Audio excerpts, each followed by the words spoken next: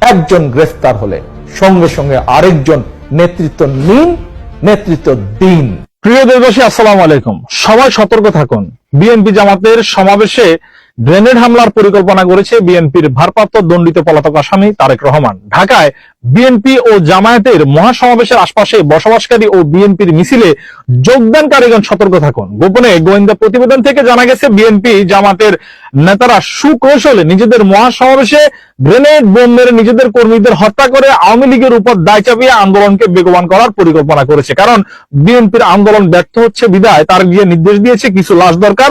আন্দোলন গরম করতে হলে নাকি বিএনপির তাই চেষ্টা করতেছে নিজেদের সমাবেশে কিছু বহিরাগতদের দিয়ে গ্রেনেড বোমা ফাটাবে। বিএনপির আন্দোলন গরম করতে কিছু লাশ দরকার, এটাই হচ্ছে তাদের মূল টার্গেট। তাই বিএনপির ভারপ্রাপ্ত চেয়ারম্যান দণ্ডিত পলাতক আসামি তারেক জিয়া তার কিলার গ্রুপকে সমাবেশে গ্রেনেড হামলার নির্দেশ দিয়েছে। এ ব্যাপারে গোয়েন্দারা বিএনপি সিনিয়র নেতাদেরকে অবহিত করেছে। তাই বিএনপির সমাবেশে যোগ দেওয়া ও আশপাশে বসবাসকারী সকলকে সতর্ক থাকার জন্য অনুরোধ করা হলো। সন্দেহজনক কিছু দেখলে দ্রুত পুলিশকে 999 ফোন করে খবর দিন। আইন নিজের হাতে তুলে নেবেন না।